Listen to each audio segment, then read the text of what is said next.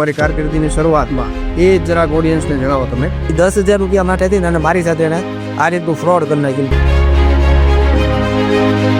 કઈ યુટ્યુબના યની ખબર નહોતી પડતી. મારા જીવનમાં આ બે વ્યક્તિ મને બધી રીતે ફૂલ સપોર્ટિવ અને બધી જ રીતે કહેવાય ને કે યુટ્યુબમાં લાવો આ બે વ્યક્તિ. એ વિડીયો મારો યુટ્યુબની અંદર 73,000 જ્યારે હું સ્કૂલમાં ભણતો ને ત્યારે મને એક્ટિંગનો ખૂબ શોખ હતો. એટલે એ ભાઈએ મને એવું કીધું कि तो उसमें क्या हो गया, अगर तुझे लड़की बनना पड़ेगा तो बन जाना, वो 10 मिनट का काम है. मारी एवी ઈચ્છા હતી. મારે ગૌશાળા. તો ફરીવાર મિત્રો સૌનું સ્વાગત છે મળવા જેવા માણસોની અંદર. આજનો આપણો જે પોડકાસ્ટ છે તેનું ટાઇટલ છે સપનાની સફર. અને આજના આપણા જે ગેસ્ટ છે એનું નામ છે ધવલભાઈ પંડ્યા. પોતે ફિલ્મ ઇન્ડસ્ટ્રીમાં કામ કરવાના સપના સાથે મુંબઈ ગયા, ત્યાં ફ્રોડનો શિકાર બન્યા અને હાલ તેઓ પોતાના પરિવાર સાથે સુરતમાં વસવાટ કરે છે. અને આજે આપણે સમગ્ર કહાની વિશે જાણીશું ધવલભાઈ પંડ્યાના સ્વમુખેથી. તો સર્વપ્રથમ ધવલભાઈ, તમારું તો પોડકાસ્ટમાં ખૂબ ખૂબ સ્વાગત છે. અને શરૂઆત કરીએ તમારી જિંદગીના પ્રથમ પાનાથી કે ભાઈ તમારા શરૂઆત અને સપનાની ઉડાન, કે તમે ક્યાંના છો અને તમારું બાળપણ કેવું રહ્યું? બાયબોન પાલીતાણાથી છું. ભાવનગરમાં હું મોટો થયો, ભણવાનું બધું પાલીતાણા અને ભાવનગરની વચ્ચે. 9 વર્ષ પહેલા હું સુરત આવ્યો છું. એટલે અને બાળપણની વાત કરું ને તો બાળપણ મારું એકદમ તોફાની ભર્યું છે. નકરું તોફાન કરવાનું, ખેલ કરવાના, આ રીતે બાળપણ રહ્યું છે. એટલે જન્મથી હું પાલીતાણા, પણ 9 વર્ષથી હું હાલ સુરત છું. બરાબર. અને તમને નાની ઉંમરથી જ ફિલ્મ ઇન્ડસ્ટ્રીમાં જવાની ઈચ્છા આવી કે પછી કોઈ ઇન્સ્પિરેશન મળ્યું જેના દ્વારા તમે મુંબઈ ગયા? ના, એવું નહોતું ભાઈ. એમાં વાત એમ હતી કે જ્યારે હું સ્કૂલમાં ભણતો ને ત્યારે મને એક્ટિંગનો ખૂબ શોખ હતો. અને ત્યારે જે આપણે હિસ્ટ્રીમાં જે બધા પાઠ આવતા ને એના હું મારા સાથે ભણતા જે હોય બધા સ્ટુડન્ટ્સ એની સાથે અમે દર શનિવારે નાટક કરતા સ્કૂલમાં. પછી ત્યારે કોઈ લાઈન દોરી નહોતી કે ભાઈ આ લાઈનમાં કઈ રીતે આવું, હું કરું. એ બધું હું સુરત આવ્યો એ પછી મને થયું છે કે યુટ્યુબ આ છે, આ બધું પછી હું આવી શીખ્યો. ધવલભાઈ, ઓડિયન્સને જણાવો કે તમારા યુટ્યુબના કરિયરની શરૂઆત કઈ રીતે થઈ? ભાઈ હા, સાચી વાત કહું ને, મને યુટ્યુબના યની ખબર નહોતી પડતી. આ એક સ્પષ્ટ મારા જીવનની એક સત્ય વાત છે. મને યુટ્યુબના યની ખબર નહોતી પડતી કે યુટ્યુબની અંદર આપણે વિડીયો અપલોડ કરી શકીએ. મને ખાલી એટલું હતું કે યુટ્યુબની અંદર સોંગ આવે અને મૂવીઝ આવે. હું જ્યારે સુરતમાં આવ્યો ને ત્યારે હું મેડિકલ શોપમાં જોબ કરતો હતો. અને એ જે ઓનર હતા શોપના, એના 2 મિત્રો હતા, માધવ અગ્રાવત અને અજય મકવાણા. મારા જીવનમાં આ 2 વ્યક્તિ મને બધી રીતે ફૂલ સપોર્ટિવ અને બધી જ રીતે કહેવાય કે યુટ્યુબમાં લાવવાવાળા 2 વ્યક્તિ. હવે એ લોકોએ યુટ્યુબ ચેનલ ચાલુ કરેલી માવ ડૂડ કરીને. એમાં એ લોકો કોમેડી વિડીયોઝ બનાવવાનું સ્ટાર્ટ કરેલું. પહેલો વિડીયો એને મૂક્યો અને પછી મેડિકલ આવ્યો એટલે એને મને કીધું કે ભાઈ આપણી ચેનલ સબસ્ક્રાઇબ કરો. તો મને ખબર જ નથી કે યુટ્યુબ ચેનલ સબસ્ક્રાઇબ કેવી રીતે કરવાની, શું હોય. એટલે મેં એને કીધું ભાઈ મને ખબર નથી. એટલે એણે મને કીધું કે લાવો હું તમને બતાવું. એટલે એણે ભાઈ મારી ચેનલ એના મારા ફોનમાં એની ચેનલ ખોલી, સબસ્ક્રાઇબ કરી. તો મેં એને કીધું કે આમ આવું બધું થાય? તો કે હા. મેં કીધું આપણી ઈચ્છા છે એક્ટિંગ કરવાની, તો મને કે આવી જાઓ. એટલે મેં કીધું ભાઈ જો મને કોઈ વસ્તુ આવડતી નથી, હું આવું ફ્રેશર છું. તો એણે મને એવું કીધું કે અમે કાંઈ પ્રોફેશનલ નથી, અમે શરૂઆત જ કરીએ છીએ. એની સાથે મેં પહેલા વિડીયોમાં કામ કર્યું અને ધીમે ધીમે એની સાથે હું કામ કરતો ગયો. ઘણા બધા અમે લોકો વિડીયો સાથે બનાવ્યા. પણ પછી થયું એવું કે અમુક અંગત રીઝનના લીધે એ ચેનલ બંધ કરી દેવી પડી. બરાબર. એ લોકોએ બંધ કરી દીધું, મેં ચાલુ રાખ્યું. પછી હું ઇન્ડસ્ટ્રીમાં ગયો, ત્યાંથી પાછો આવ્યો અને પછી પાછું આ ફૂડની લાઈનમાં આવ્યો. પણ મેં ટૂંકમાં યુટ્યુબ મેં નથી મૂક્યું, એ લોકોએ મૂકી દીધું. મેં ચાલુ રાખ્યું છે. તમારા ઘરના લોકો કે જે અને મિત્રો કે જેનો જીવન ઘડતરનો આપણો પાયો કહી શકાય, એ લોકોનો અને ઘરના સભ્યોનો સપોર્ટ કેવો હતો કે જ્યારે તમે એ લોકોને વાત કરી તમારા સપના વિશે કે મારે ફિલ્મ ઇન્ડસ્ટ્રીમાં કામ કરવા માટે બોમ્બે જવું છે? બોમ્બે જવાની વાત તો પછીની છે. પણ પહેલા જ્યારે હું યુટ્યુબમાં આવ્યો ને ભાઈ, એટલે મારા પપ્પા છે ને થોડાક ઓલ્ડ વિચારના છે. એટલે એણે મને ના પાડી દીધી કે આપણે આવા કોઈ ખેલ કરવાના થતા નથી. કેમ કે એ લોકોને કેવું છે કે જૂની વિચારધારણા આવતી હોય ને, એટલે એણે મને ના પાડી દીધી.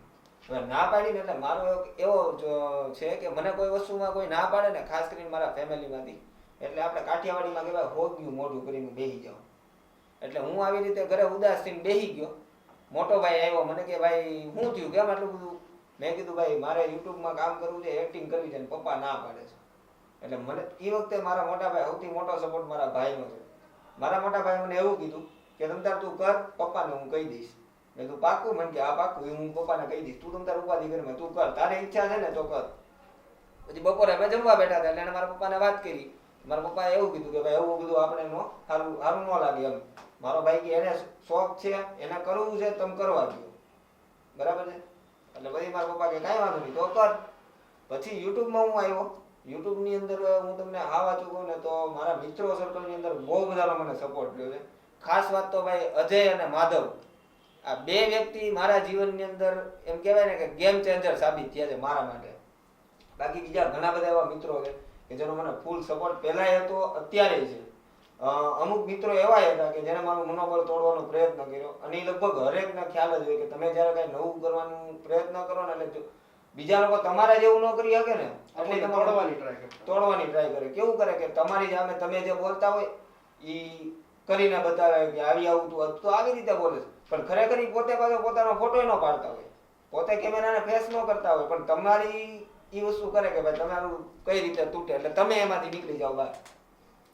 બાકી ઓવરઓલ બહુ બધા ફ્રેન્ડનો મને સપોર્ટ છે. હાલમાં અત્યારે હું એક જગ્યાએ જોબ કરું છું તો એ ભાઈનો મને બધી રીતે સપોર્ટ છે. જેમ કે મારી પાસે અત્યારે આઈફોનના પૈસા નથી, આ એક સીધી વાત છે.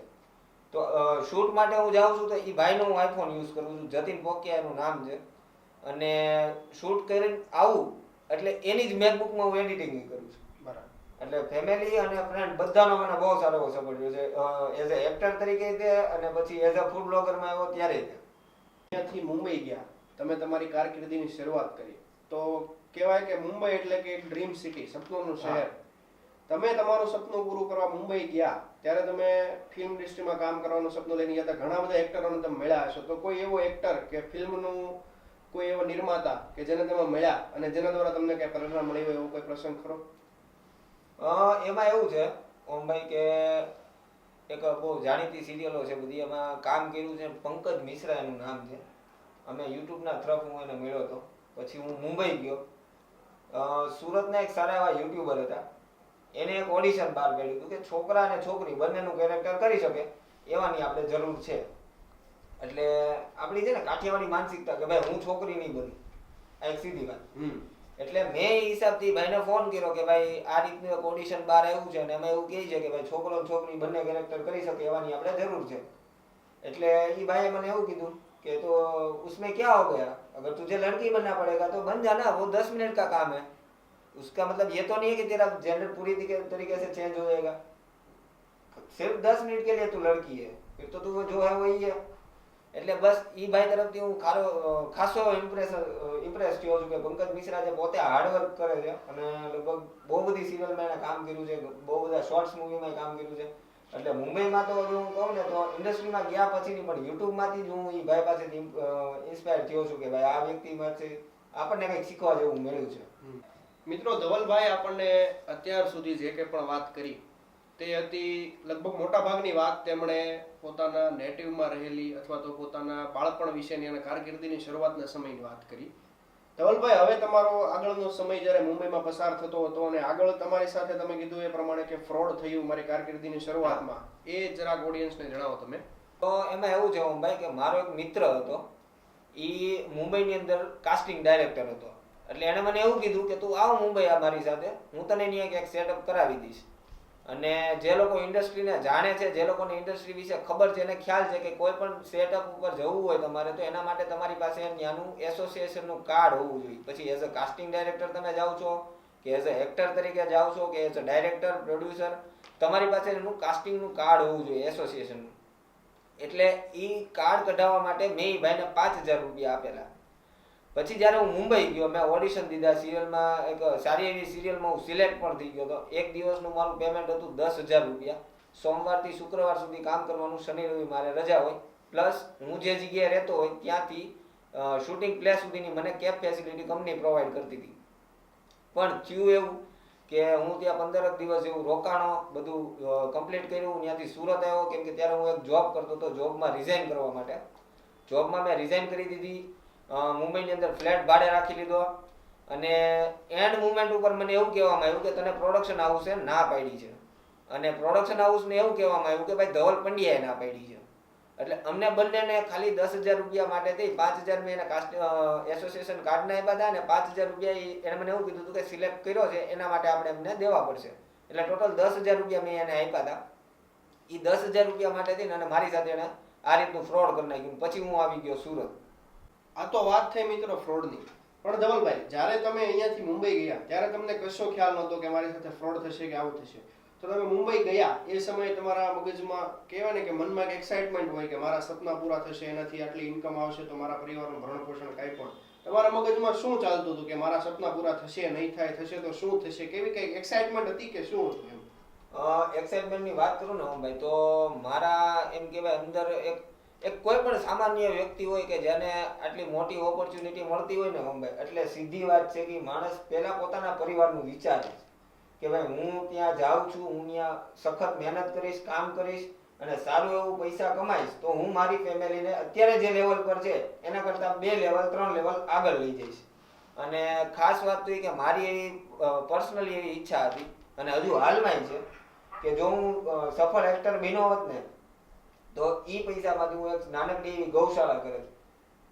ગાયોની સેવા કરવી મને પહેલેથી જ બહુ વાલી ગાય, કેમ કે કૃષ્ણને ગાય વાલી ને આપણને કૃષ્ણ વાલો, એટલે આપણને ગાય પહેલેથી વાલી. ધવલભાઈ, જ્યારે તમે મુંબઈ પહોંચ્યા ત્યારે તમારા મનમાં કેવી એક્સાઇટમેન્ટ હશે કે હવે બધું જ બદલાઈ જશે, મારી દુનિયામાં આ ટાઈપનો બદલાવ લાવી શકીશું કે જે કાંઈ પણ કમાણી થશે એના દ્વારા હું મારા સપના પૂરી કરી શકીશ? તમારા મગજમાં અને મનમાં કેવી દોડધામ ચાલતી હતી? દોડધામની વાત કરું ને તો એટલા બધા ઉછાળા હતા, એટલો બધો હરખ હતો, આમ કહેવાય ને કે આમ રહેવાતું નહોતું શરીરમાં કે હવે આ મજા આવે.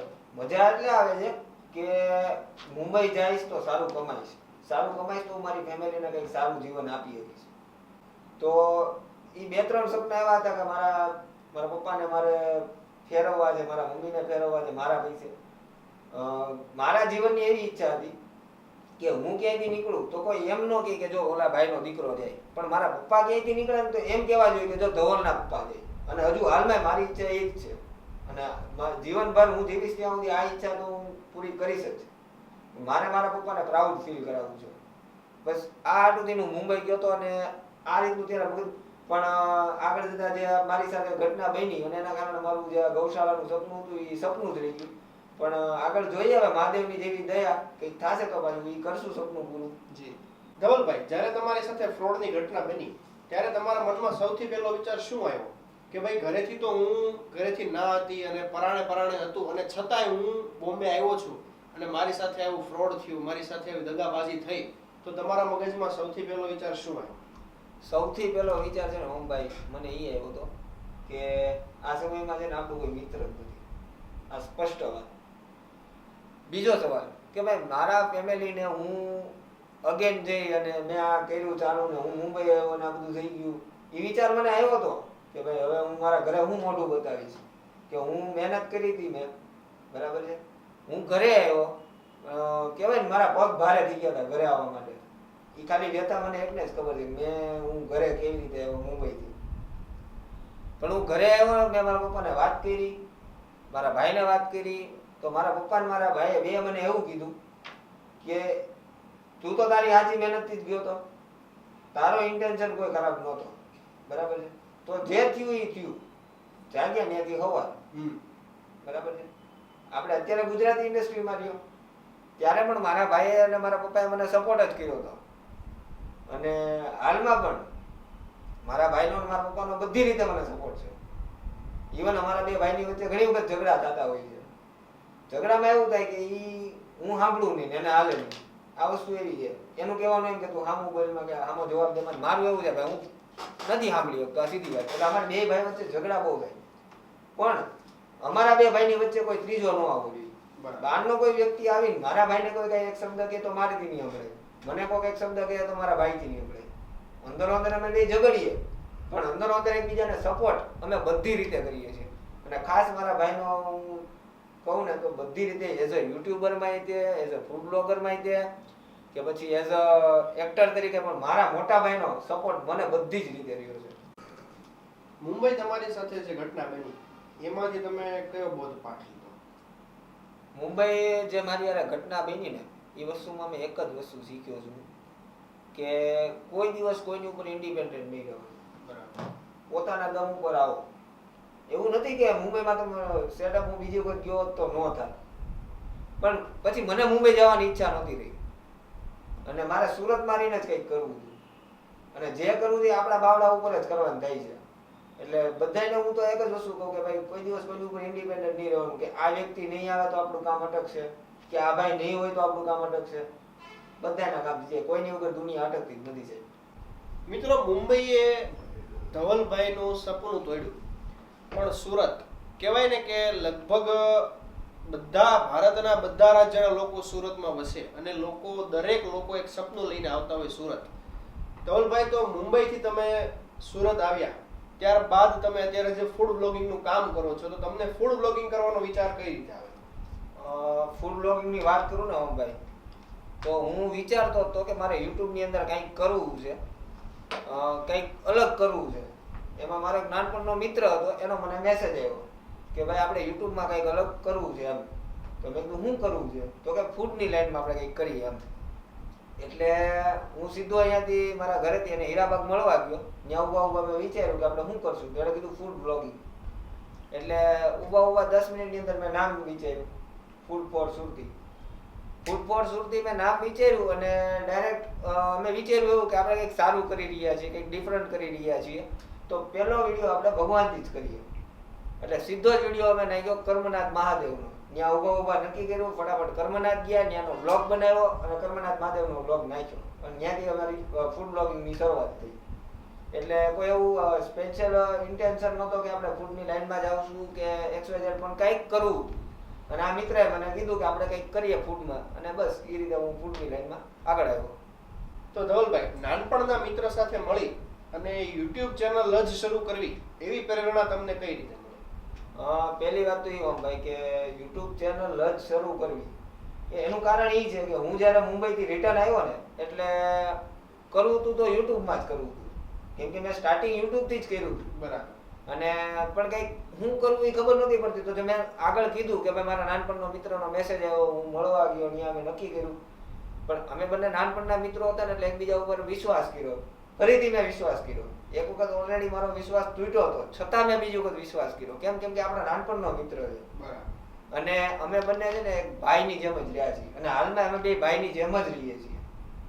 એટલે આ વસ્તુ ઉપરથી હું એવું કહેવા માંગુ છું કે કોઈ વ્યક્તિ 100% આપણોય નથી હોતો અને કોઈ વ્યક્તિ 100% પારકોય નથી હોતો. બધા મિત્રો સરખા નથી હોતા, એક સીધી વાત છે. ભલે પહેલા હું મુંબઈથી આવ્યો એ વખતે જે મેં વિચાર્યું કે ભાઈ હવે કોઈ મિત્ર આપણો કોઈ મિત્ર નથી હોતો, આ છે તે છે, પણ એ વસ્તુ કેવી હતી કે ત્યારે હું ડિપ્રેશનમાં હતો. એક ટેન્શન હતું કે ભાઈ હવે શું થશે, કાંઈ સમજાતું નથી, કાંઈ ખબર નથી પડતી. પણ જ્યારે એમાંથી બહાર આવ્યો ને, તો ખાસ મારા મિત્રોના લીધે. મારા જે મિત્રો છે અમુક અંગત, અમે એક દર્શિત કરીને છે, પછી એક ઘનશ્યામ કરીને છે, પછી એક અમારે હરેશ કરીને છે. અમારા ઘણા બધા એવા મિત્રો છે. અજયનું માધવનું કીધું એ બે મને સ્પષ્ટ શબ્દોમાં કીધેલું કે ભાઈ કોઈ ટેન્શન નથી લેવાનું, જો હો ગયા સો હો ગયા. તો અને એ કરતા આપણને ભાઈ કૃષ્ણએ કીધું જ છે ગીતામાં કે જે થયું એ સારા માટે થયું, જે થાય છે એ સારા માટે થાય છે, અને હવે જે થશે ને એ સારા માટે જ થશે. એટલે બહુ ટેન્શન લેવા તું ચિંતા કરમાં, તું તારી રીતે બેસ્ટ છો, તે જે આપ્યું તું તારી રીતે તે બેસ્ટ આપ્યું છે, તું કર્મ કર, ઉપાધિ કર્મમાં ફળ નહીં, એ આજની તો કાઢી તને દઈ દે. એટલે બસ પછી મેં મારા મિત્રે આ રીતે યુટ્યુબની ચેનલ શરૂઆત કરી. બરાબર. ભાઈ, સ્ટાર્ટિંગ પિરિયડમાં તમે કન્ટેન્ટ કઈ રીતે લાવતા હતા, એડિટિંગ કઈ રીતે કરતા અને શૂટિંગનું કઈ રીતની સિસ્ટમ તમે બેસાડી?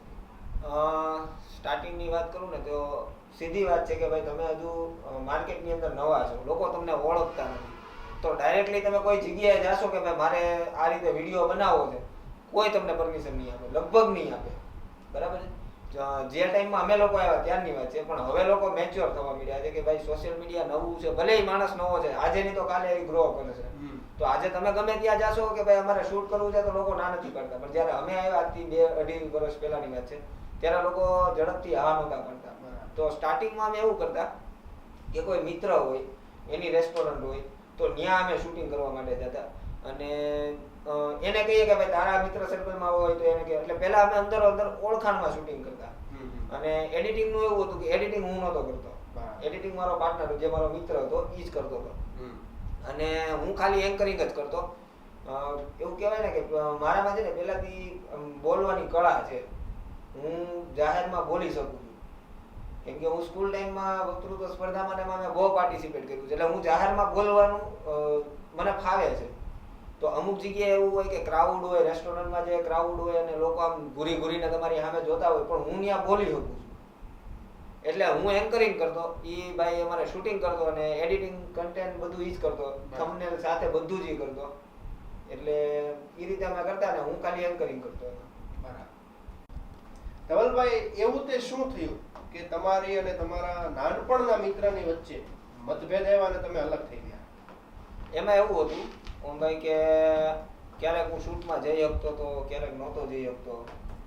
એ એકલો બિચારો મહેનત કરતો હતો, બરાબર છે. અને ક્યારેક ક્યારેક મતભેદ અમારા થતા હતા. એટલે અમે બે એવું વિચાર્યું કે ભાઈ મનભેદ થાય ને એના કરતા મતભેદ સારા. બરાબર. અને મતભેદ જ્યારે વધી જાય ને ત્યારે મનભેદ થાય. તો આપણે મનભેદ થાય પેલા હસતા હસતા અલગ થઈ જાય, સીધી વસ્તુ. એટલે ઇન્સ્ટાગ્રામ એ ભાઈએ રાખ્યું, યુટ્યુબ મેં રાખ્યું. અને એ રીતે અમે અલગ થયા, પણ હજુ સંબંધ જે અમારા જૂના હતા કે અમે બે ભાઈ છીએ, અમે બે મિત્રો છીએ, નાનપણના મિત્રો છીએ, અમારા સંબંધ હજુ એના ઈ છે ને આજીવન એના ઈ જ અમારા સંબંધ રહેશે. ધવલભાઈ, એ તમારા નાનપણના મિત્ર હતા, સાથે રમ્યા અને તમારો ઉછેર સાથે થયો, મોટા સાથે થયા, અને જેની ઉપર તમને અતૂટ વિશ્વાસ હતો, તેની સાથે તમારે આ પ્રકારની ઘટના બની. તો એ સમયે તમારું મનોબળ તમે કઈ રીતે ટકાવી રાખ્યું હતું? મનોબળ ટકાવી રાખવાનું સૌથી મોટો સપોર્ટ મને એનો હતો. સપોર્ટ એનો હતો એટલે કેવી રીતે કે જ્યારે અમે આ વસ્તુ સ્ટાર્ટ કરી ને તો લોકોની નેગેટિવ કોમેન્ટ આવતી, તો હું રિપ્લાયમાં છે ને હું ગરમ થઈ જાઉં. બરાબર. એટલે હું એને કહું ભાઈ તું આને બ્લોક કર, નહીં તો હું જવાબ દઈશ. એટલે એ મને એમ કહેતો કે ભાઈ નેગેટિવ કોમેન્ટ આવે, ટેન્શન નહીં લેવાનું. આ વસ્તુ મેં વિચારી રાખી કે ભાઈ નેગેટિવ સમય આવે, ટેન્શન નહીં લેવાનું. બરાબર. અને જ્યારે અમે લોકો અલગ થયા ત્યારે મારી ચેનલ મોનેટાઈઝ નહોતી થઈ. તમને ખ્યાલ જ છે કે ભાઈ 1 વર્ષની અંદર આપણે 4000 કલાક જોઈએ અને મારે 350 કલાક થઈ ગઈ. બરાબર. એમાંથી માઇનસ થતા થતા હું ઘણો નીચે આવી ગયો હતો, પણ પછી પાછો એક વિડીયો સારો એવો ચાલ્યો કે મોનેટાઇઝેશન થઈ ગયું. પણ એમ કહેવાય ને કે અમે અલગ થયા ને એ પછી મારું મનોબળ જાળવી રાખવામાં એની આ મોટી વાત કે મારું મનોબળ જળવાય કે ભાઈ ટેન્શન નહીં લેવાનું, ગમે એવો સમય હોય, ગમે એવી કોમેન્ટ આવે, કંઈ પણ થાય, ટેન્શન નહીં લેવાનું, થઈ જશે. બરાબર. ધવલભાઈ, તમે પહેલા પાર્ટનરશિપમાં કામ કર્યું, પણ હવે એવો સમય આવ્યો કે ધવલ પંડ્યાએ પોતે એકલા કામ કરવાનો વારો આવ્યો છે. તો તમે એકલા હાથે કઈ રીતે બધું સંભાળ્યું? એકલા હાથે સંભાળવામાં તો એવું છે ભાઈ કે ટ્રાયપોડ લઈને જવાનું, પેલા કેમેરો સેટ કરવાનો મોબાઈલ, પછી જઈને ચેક કરવાનું કે ભાઈ એકે સાઈડથી ફ્રેમમાં કપાતા નથી, પરફેક્ટ વચ્ચે આવીએ છીએ. પછી પાછું જવાનું, ચેક કરવાનું, પછી ફરીથી ચેક કરવાનું વોઇસ કે ભાઈ આપણે જે માઇક સેટ કર્યા છે બરાબર વોઇસ આપે છે કે નહીં, એ બધું જોવાનું. ત્યારબાદ કે જ્યારે તમે કોઈ બે વ્યક્તિ શૂટ કરવા માટે જાઓ ને એટલે કદાચ 500 જણા બેઠા છે ને તો તમને થોડું કોન્ફિડન્સ રહે કે ભાઈ મારી સાથે એક જણ છે, વાંધો નહીં આવે, મજા આવશે, સંભાળી લેશું. પણ એના બદલે જ્યારે તમે એકલા ક્યાંય શૂટિંગ કરવા માટે જાઓ છો તો એ 500 હોય કે 100 જણા હોય, જ્યારે તમારી સામે જોવે ને એટલે થોડુંક નર્વસનેસ ફીલ થાય. પણ મેં જેમ કીધું કે ભાઈ એની મને મોટી વાત કે ભાઈ કઈ પણ સમય આવે ટેન્શન નહીં લેવાનું, બધું થઈ જશે. બરાબર. આ વસ્તુથી હું આવતો રહ્યો અને ચેનલને મોનેટાઈઝ કરી. પણ ટૂંકમાં આ વાક્ય ઉપર કે ભાઈ કોઈ ટેન્શન નહીં લેવાનું, બધું સમયે સમયે થઈ જાય. શું ધવલભાઈ, તમને ક્યારે એવો વિચાર આવ્યો કે બસ હવે ઘણો સમય મેં યુટ્યુબમાં આપ્યો, હવે મારે આ છોડી અને બીજી કોઈ જે મને કહેવાય ને કે મંથલી ઇન્કમ આવે, દર મહિને મિત્રો તમારા ઘરમાં પૈસા આવે, તમે તમારા પરિવારનું પેટ ભરી શકો, તમારું ગુજરાન ચલાવી શકો, પણ યુટ્યુબ એક એવી વસ્તુ છે કે જેમાં તમારે એક ફિક્સ આંકડો ટાર્ગેટ પૂરો કરવો પડે ને ત્યારબાદ તમારા ખાતામાં પૈસા આવે. તમને ક્યારે એવો વિચાર આવ્યો કે આટલો ટાર્ગેટ તો મેં ઘણા સમયથી મહેનત કરું છું, પૂરો થતો જ નથી, તો હું આને હવે છોડી દઉં? હા, એક સમય એવો આવ્યો હતો કે મેં જે કીધું કે 350 કલાક જ થઈ હતી. અને જે લોકો યુટ્યુબર છે અથવા તો યુટ્યુબ વિશે જેને નોલેજ છે એ લોકોને ખ્યાલ છે કે ભાઈ 1 વર્ષની અંદર આપણે 1000 સબસ્ક્રાઈબર અને 4000 વોચ ટાઈમ આપણે કરવાની હોય છે. અધરવાઇઝ 1 વર્ષ પછી કલાક માઇનસ થવા લાગે છે. બરાબર. હું 350 કલાકમાંથી સમથિંગ 2700 કલાક આજુબાજુ આવી ગયો, એટલે 1300 કલાક ઘટી ગઈ મારે. અને ટેન્શનમાં આવી ગયો કે ભાઈ મહેનત ચાલુ હતી પણ એક સમયે કહેવાય ને કે બસ યાર હવે થકાઈ ગયું. એટલે એ રીતે એમ થઈ ગયું કે હવે બંધ કરી દેવું છે યુટ્યુબ. પછી એક ખાખરાનો વિડીયો મારી પાસે આવ્યો, ધારા ખાખરા, ધારાબેન કરીને છે, ખૂબ સારું એવું વ્યક્તિત્વ છે અને પોતે જ ખાખરાનું મેન્યુફેક્ચરિંગ કરે છે. એનો વિડીયો મારી પાસે આવ્યો, મેં મને બનાવ્યો, મને એડિટ કર્યો અને મને અપલોડ કર્યો. પણ કહેવાય ને કે જ્યાં આપણા પગ ઉભા રહી જાય ને ત્યાં એના પગ ચાલુ થાય, ત્યાંથી એનો હાથ આવે એવું કહેવાય. એટલે એ વિડીયો મારો યુટ્યુબની અંદર 73,500 વ્યૂઝ એ ઉભર્યો અને બીજી 2700 કલાક એક જ વિડીયો બનાવી. કેમ કે 73,500 વ્યૂઝ હતા અને બહુ સારા એવા વ્યૂઝ હતા, સાથે ટોપ મુમેન્ટ ને એવું બધું બહુ સારું એવું એમાં આવ્યું. જે લોકો યુટ્યુબમાં કામ કરે છે તો નોલેજ છે ને ખ્યાલ છે ટોપ મુમેન્ટ આપણા માટે કેટલી વેલ્યુએબલ ગણાય. તો બીજી 2700 કલાક એ એક જ વિડીયો મને કરી દીધી અને મારા જીવનનું ટર્નિંગ પોઈન્ટ અહીંથી ચાલુ થયો. ધારાબેન અને એની છોકરી ધારવી, નાનકડી એવી દીકરી, મેં એને સ્ટાર્ટિંગમાં હુકઅપમાં રાખેલી કે ભાઈ મારું નામ છે ધારવી, અમે અહીંયા મેથી મસાલા અને જીરા આવા ખાખરા બનાવીએ છીએ. ત્યારે એ તોતડું બોલતી હતી, પણ એ લોકોને વધારે પસંદ આવી ગયું કે આ નાનકડી એવી છોકરી બોલે છે અને બસ એ મારા માટે બહુ લકી થયું છે. એ ધારાબેન અને એની દીકરી. એ પછી મેં જ્યારે પણ કોઈ પણ વસ્તુ શૂટ માટેની લીધી છે, જેમ કે પછી મેં ટ્રાયપોડ લીધું હોય તો ભલે, કોઈ માઇક લીધા હોય તો ભલે, કે કોઈ લાઇટ લીધી હોય તો મેં ધારાબેનથી જ એનું સ્ટાર્ટિંગ કર્યું છે. મેં એની રીલ બનાવી, પહેલી રીલ હું એમની જ ઉતારું છું. જ્યારે કોઈ પણ ઇક્વિપમેન્ટ હું લઉં છું તો પહેલી વસ્તુ ધારાબેનની બનાવું છું, કેમ કે એ ધારાબેન અને એની છોકરી મારા માટે બધી રીતે લકી સાબિત થયા છે. મારી ચેનલ મોનેટાઈઝ અત્યારે ધારાબેનના લીધે છે, આવું હું માનું છું. ધવલભાઈ, જ્યારે તમારી લાઈફમાં એ ટર્નિંગ પોઈન્ટ આવ્યો અને તમે ધાર્યું નહોતું એવું પરિણામ ભગવાને આપ્યું અને એ વિડીયો વાયરલ થયો, ત્યારે તમારા મગજમાં સૌથી પહેલા શું વિચાર આવ્યો અને તમારું પોતાનું આંતરિક રિએક્શન શું હતું? આંતરિક રિએક્શન એવું હતું કે ત્યારે હું 8 કલાકની શિફ્ટમાં હતો. તો હું ત્યારે ડાયમંડ કંપનીમાં જોબ કરતો તો મારી શિફ્ટ એવી રીતે હતી, સવારે 6 થી બપોરે 2, વીક પછી બપોરે 2 થી રાત્રે 10 અને રાત્રે 10 થી સવારે 6, દર વીકે શિફ્ટ ચેન્જ થઈ જતી. તો હું સવારે મેં 5 તારીખે વિડીયો અપલોડ કરેલો, મને યાદ છે 5 તારીખે મેં વિડીયો અપલોડ કર્યો. 6 તારીખે મારે સવારની શિફ્ટ હતી. સવારે મેં વ્યૂઝ જોયા કે કેટલા આવ્યા છે. મારે ત્યારે હેબિટ હતી કે હું સવારે ઓફિસે જાઉં ને એટલે 5:45 હું વ્યૂઝ જોઈ અને પોતાને વોટ્સઅપમાં મેસેજ નાખું કે ભાઈ અત્યારે 245 વ્યૂઝ છે ફોર એક્ઝામ્પલ. અને પછી બપોરે 2 વાગે હું નીકળું છું તો ત્યારે ફરીથી વ્યૂઝ જોઉં છું કે હવે કેટલા વ્યૂઝ પડ્યા છે. પછી એમાંથી જે આગળના વ્યૂઝ હોય હું માઇનસ કરું કે ભાઈ 8 કલાકની અંદર આપણને 100 વ્યૂઝ પડ્યા. એક વાત બરાબર. 6 તારીખે વિડીયો ચાલ્યો નહીં. 7 તારીખે સવારે હું ઓફિસે ગયો, 645 વ્યૂઝ હતા. મેં મારા વોટ્સઅપમાં લખ્યું કે 645 વ્યૂઝ. બપોરે 2 વાગે હું ઓફિસેથી બહાર નીકળ્યો અને મારો ફોન જેવો હાથમાં આવ્યો ને મેં સીધું યુટ્યુબ સ્ટુડિયો ખોલ્યું. જેવું મેં વાયટી સ્ટુડિયો ખોલ્યું ને એટલે અંદર વ્યૂઝ હતા 4537. હવે 8 કલાકની અંદર 645 માંથી 4537 વ્યૂઝ.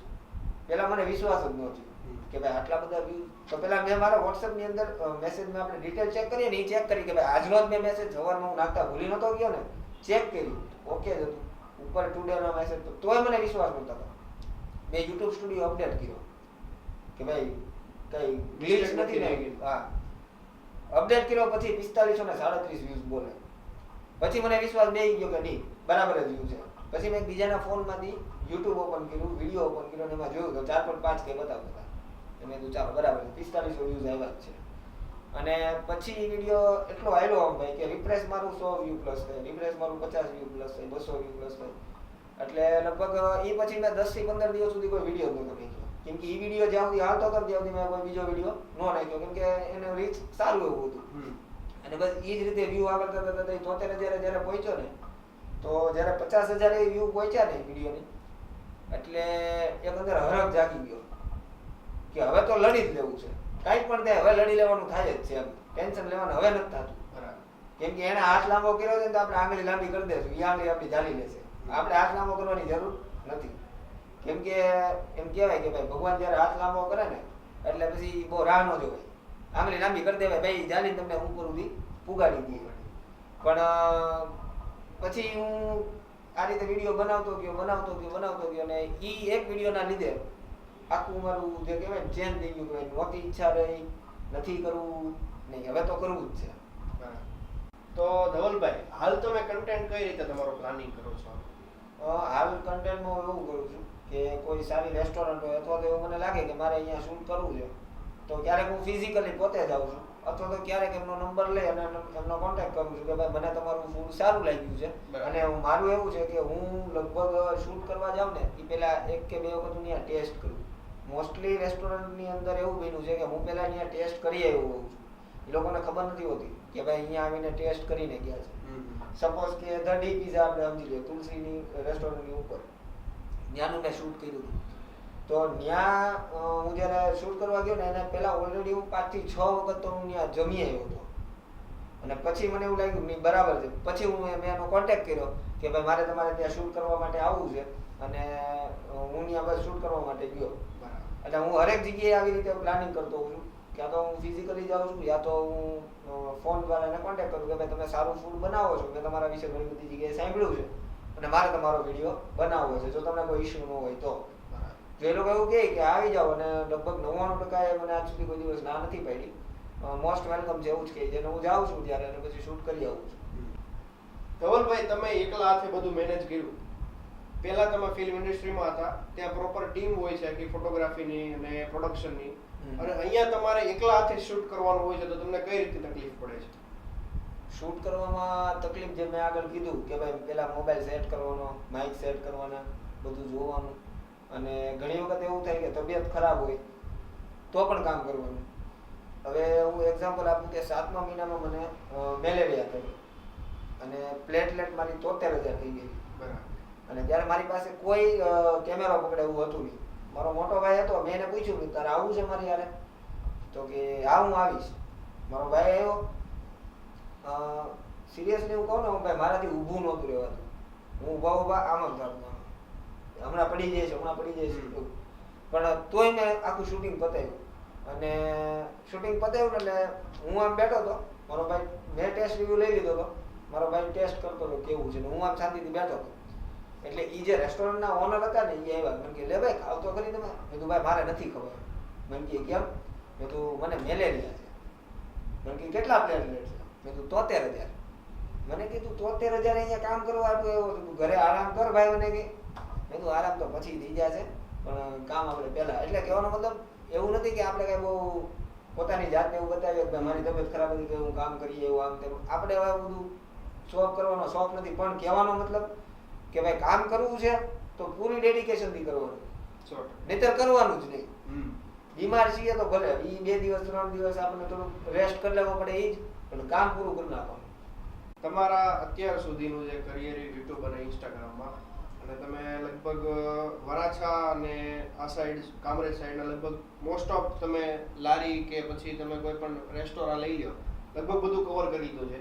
આ તમામના વિડીયો બનાવ્યા પછી કોઈ એક એવો ખાસ પ્રસંગ કે એક કોઈ એવો તમારી સાથે ઘટના બની હોય જે તમને અત્યાર સુધી યાદ હોય?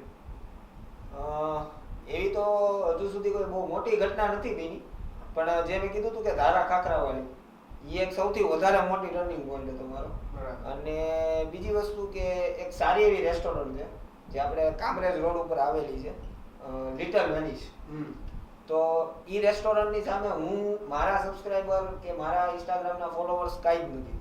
કેમ કે એ લોકોએ જે અંદર ઇન્ટિરિયર આખું બનાવ્યું છે પ્લસ એ લોકોએ જે અંદર ખર્ચો કર્યો છે એની સામે આપણું સબસ્ક્રાઇબર કાઉન્ટ કે આપણા ફોલોવર કાઉન્ટ 0 છે. છતાં પણ મેં એમને ફોન કર્યો કે સર મેં તમારો રેસ્ટોરન્ટનું બહુ સાંભળ્યું છે અને હું એક નાનકડો યુટ્યુબર છું મારે તમારે ત્યાં શૂટ કરવું છે. તો એના જે ઓનર હતા એનો મને એટલો જ જવાબ આવ્યો એની ટાઈમ વેલકમ. તમે એટલું બધું ફૂડને એક્સપ્લોર કર્યું છે સુરતના તો સુરતના ફૂડ વિશે તમે શું કહેવા માંગશો? સુરતના ફૂડ વિશે હું કહેવાનું ભાઈ કેમ કે વર્લ્ડમાં 2 વસ્તુ ફેમસ છે કાશીનું મરણ અને સુરતનું જમણ.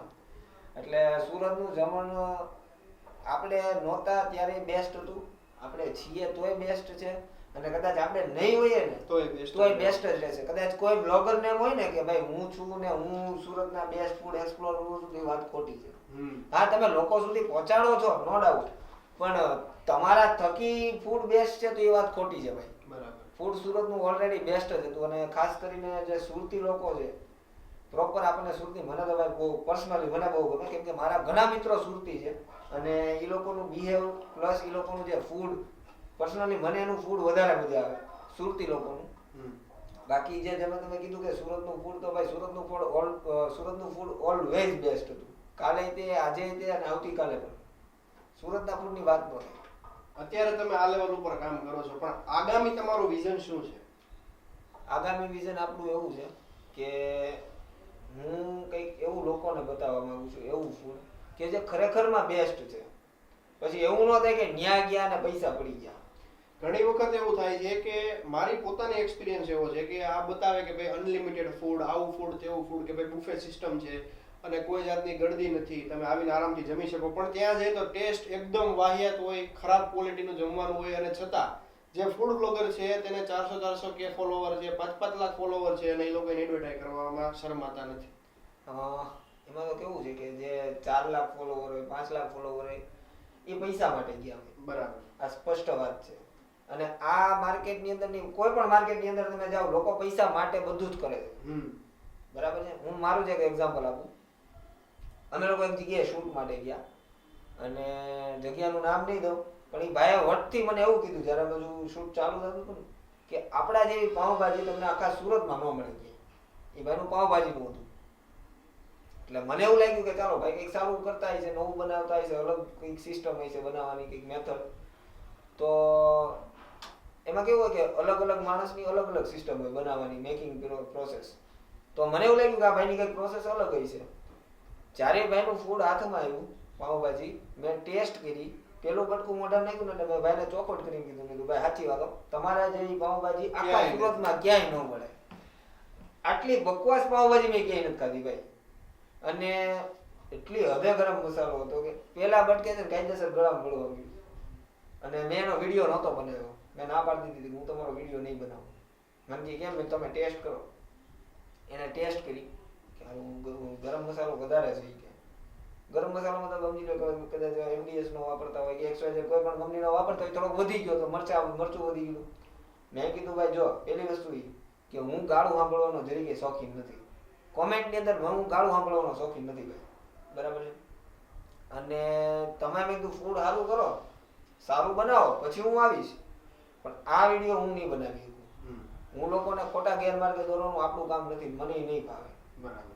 અને ખાસ વાત, ઘણી વખત મારામાં કેવી કોમેન્ટ આવતી હોય છે કે ભાઈ તારું મોઢું નથી ખુલતું. આ હું જાહેરમાં સ્વીકારું છું, ભાઈ મારું મોઢું નથી ખુલતું. એનું કારણ છે કે હું એક કાઠિયાવાડી છું ભાઈ.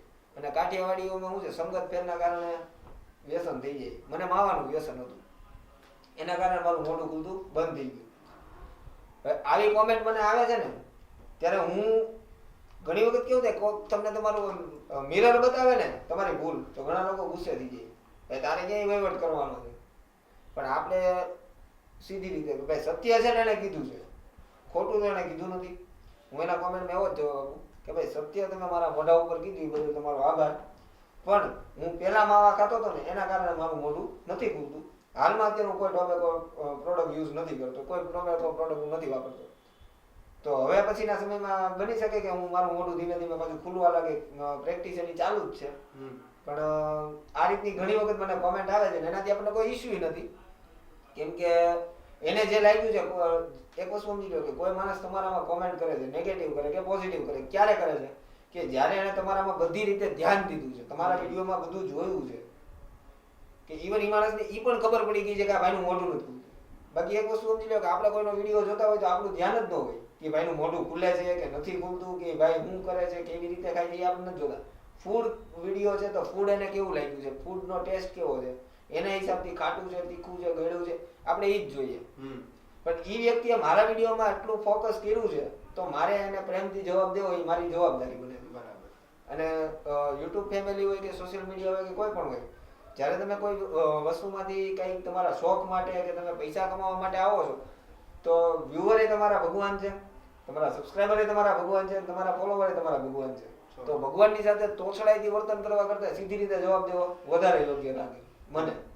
ધવલભાઈ, કદાચ ભગવાન એવું કંઈક ચક્કરડું ગોઠવે અને આવનારા સમયમાં તમને ફરીવાર મુંબઈ જવાની તક મળે તો તમે શું કરશો? હું નહીં જાઉં. કેમ કે હવે હું આ લાઈનમાં એવો જોડાણો છું, ફૂડની લાઈનમાં હું એટલો જોડાઈ ગયો છું કે હવે કદાચ મને મુંબઈ જવાનો ચાન્સ મળશે તો હું નહીં જાઉં. કેમ કે હવે મને એવો વિચાર આવે છે કે અગર હું મુંબઈ જઈશ મુંબઈ ગયો ત્યાં મેં મારું કામે ચાલુ કર્યું તો મારી યુટ્યુબ ચેનલનું મારી પોતાની ઓળખાણનું અને મુંબઈની અંદર ભાઈ સુરત જેવું ફૂડ ક્યાંય મળે જ નહીં ગેરંટી આપણે લખીને કોરા કાગળમાં લખીને દઈએ સુરત જેવું ફૂડ ઓલ ઓવર વર્લ્ડમાં તમને ક્યાંય ન મળે તો મુંબઈમાં હું એક્સપ્લોર શું કરીશ વડાપાવ નથી જવું હવે ચાન્સ મળે તોય આપણે મુંબઈ જવાનું નથી થતું એક વસ્તુ અલગ મેટર છે કે 2-4 દિવસ માટે જઈએ કોઈ કામ નાનું એવું મળ્યું 2-4 દિવસ માટે જઈ આવે તો એ એક અલગ મેટર છે બાકી પરમેનન્ટલી તો નથી જવું હવે આવનારા 5 વર્ષની અંદર ધવલ પંડ્યા પોતાની જાતને કયા સ્ટેજ ઉપર જોવે છે? આવનારા 5 વર્ષની અંદર કહું ને તો 2026માં મારું વિઝન એવું છે કે ઇન્સ્ટામાં 100K કરવા છે, યુટ્યુબમાં 100K કરવા છે અને ફેસબુકમાં 100K કરવા છે. મતલબ એક સ્ટેબલ થવું છે. જે મેં કીધું હતું કે મારે એવું જે સપનું હતું મારે મારા પપ્પાને મારા મમ્મીને ફરવા છે, ફેરવવા છે, બધી જગ્યાએ બધા દેવ દર્શન કરાવવા છે. પછી જે મારે ગૌશાળા કરવાનું ભલે નાની તો નાની ભલે હું 10 જ ગાય રાખું પણ ઈ મારે પૂરું કરવું છે. અને અમુક મારા સપના છે જેમ કે મેરા પહેલા મારે કેદારનાથ જવું છે, પછી એક વખત બંજી જમ્પિંગ કરવું છે, પછી એક વખત સ્કાય ડાઇવિંગ કરવું છે અને એક વખત મારે સ્કૂબા ડાઇવ કરવું છે. જો પોસિબલ હોય તો મારે દ્વારકામાં જ કરવું છે પણ જો નો પોસિબલ હોય તો અલગ મેટર છે. બાકી પોસિબલ હોય તો આપણે દ્વારકામાં જ સ્કૂબા ડાઇવ કરવું છે કેમ કે ત્યાં તો ભાઈ આખા જગતનો પિતા કયો તો ભલે ને કૃષ્ણ આપણો ગુરુ જગત ગુરુ કયો તો ભલે એની નગરી છે આખી આપણે જોવી છે. એટલે મારા 4-5 સપના છે કે મેરા પહેલા મારે પૂરા કરવા છે. અત્યારે ઘણા બધા લોકો એવું દેખાદેખીની સંગતથી કે પછી તમે ક્રિએટરની લાઈનમાં તમે જુઓ ને તો લોકો ખતરનાક વ્લોગિંગમાં કમાણા છે અને એ લોકોની કમાણી છે ને અત્યારે ઘરે ઘરે ક્રિએટર પેદા થાય છે. તો એ નવા ક્રિએટરો જે નવા નિશાળે આવે છે એને તમે શું સંદેશો આપવા માંગો છો? એને હું એક જ વસ્તુ કહીશ કે પહેલી વસ્તુ જો તમારો શોખ હોય ને તો આ લાઈનમાં આવવાનું. પછી કોઈ બીજા વ્યક્તિને જોઈને તમે આ લાઈનમાં આવો છો તો એ વસ્તુ ખોટી છે. તમારો પોતાનો શોખ છે કે મારે કરવું છે તો આવો, ઇટ્સ ઓકે, એમાં કોઈ તમને એ જ નથી. પણ બીજા કોઈનું જોઈને આવો છો તો પેલા શોખ બનાવવાનો. બીજી વસ્તુ કે આપણા કાઠિયાવાડીની અંદર નકટો કહેવાય. નકટો એટલે જેને કોઈ લાજ શરમ જ ન હોય, નાક કાન બે નેવે મૂકીને હોય. નકટું થવું પડે. જો તમારામાં નકટા થવાની ત્રેવડ હોય, તમારી જ સાથે બેસવા વાળા તમારી જેમ તમે જેમ વ્લોગમાં બોલશો ને એવું તમને બોલીને સંભળાવશે, તમારી એક્ટિંગ કરીને બતાવશે, તો એ વખતે તમારું પોતાનું મનોબળ ન તૂટવું જોઈએ કે ભલે હું જે કર્યું મને પોહાય છે, મને ફાવે છે, મને મજા આવે છે. તમને મજા આવે ન હોય એમાં નથી જોવાનું. એવી રીતે નકટાથી કામ કરવાની જો તમારામાં હિંમત હોય અને ત્રેવડ હોય તો યુટ્યુબમાં આવે. બાકી કોઈ બીજાનું જોઈને જો તમે એવું વિચારતો કે આ ભાઈ ફલાણો વ્યક્તિ છે બહુ સારા રૂપિયા કાઢે છે યુટ્યુબમાં તો હું આવું હું કમાતો થઈ જાઉં, એવી રીતે પોસિબલ કોઈ દિવસ નથી. તમે તમારા તરફથી લોકોને શું કહેવા ઈચ્છો છો? અંતમાં તો ખાલી એટલું જ કહેવું છે ભાઈ કે જેટલા પણ નવા ક્રિએટરો આવે છે, ખાસ કરીને જે લોકો મોટા ક્રિએટર જે બની ગયા છે એ લોકોને લોકો જેટલો સપોર્ટ કરે છે, મારી ઈચ્છા એવી છે કે જેટલા પણ નવા ક્રિએટરો આવે છે એને પણ લોકો સપોર્ટ કરે. અને ખાસ વાત, અગર જો તમારા કોઈ ફેમિલીમાંથી કે તમારા કોઈ મિત્ર સર્કલમાંથી કોઈ ક્રિએટર બનવાનું વિચારે છે તો અથવા તો ક્રિએટર બને છે તો ખાસ એને સપોર્ટ કરવાનો, મનોબળ તોડવાનો પ્રયત્ન ન કરો. તમે નથી કરી શકતા પણ એને સાહસ કર્યું છે, એને રિસ્ક લીધું છે તો એટલીસ્ટ એને તો સપોર્ટ કરો. તમે નથી કરી શક્યા તો એનો મતલબ એવો થોડો છે કે તમારા ઓળખાણમાં કે તમારા ફેમિલીમાં કે તમારા ફ્રેન્ડ સર્કલમાં કોઈ ન થવું જોઈએ. તમે નથી ત્યાં તો એવું તો નથી કે બીજો કોઈ ન થાય. તો જે આ વસ્તુ થઈ છે, મારી યારે પણ આ ઘટના બનેલી છે ઘણી બધી વખત, નવા ક્રિએટરો જે આવતા હોય છે એની સાથે પણ આ ઘટના બનતી હોય છે. તો આપણું કહેવાનું ખાલી એટલું જ છે કે તમે કાંઈ ન કરી શકો ને તો કાંઈ ન કરો, સપોર્ટ ન કરી શકો તો સપોર્ટ ન કરો, પણ ખાલી એનું મનોબળ તોડવાનો પ્રયત્ન ન કરો. મિત્રો, આપણે ધવલભાઈની પર્સનલ લાઈફમાં, પ્રોફેશનલ લાઈફ અને પોતે જેની સાથે ફ્રોડ થયો છે તેમને મળ્યા, તેના વિશે જાણ્યું. તો કહેવાય ને કે સપના જોવાની હિંમત, પડકારો ઝીલવાની હિંમત અને પડકારો ઝીલ્યા બાદ તમે સફળતા સુધી પહોંચ્યા છો અને છતાં તમને કોઈ પાડવા માટે માણસ આવ્યો, તમે પડી ગયા અને ફરીવાર ઊભા થવાની પણ હિંમત જોઈ. એ ધવલભાઈમાં આપણને હિંમત દેખાણી છે. તો સૌ મિત્રોને એટલું જ કહેવાનું કે આપણે આમાંથી કંઈક શીખ લઈએ અને અત્યારના યુવાનો કે જે ખરેખર ટૂંકા માર્ગે પૈસા કમાવા ઈચ્છે છે એ તો ખરેખર પોસિબલ છે જ નહીં. ધીરજ જેવી વસ્તુ આપણને ધવલભાઈમાં 100% દેખાય છે અને ધવલભાઈ પોતે સ્ટ્રગલ કરી રહ્યા છે, તો આપણે તેમને સપોર્ટ કરીએ.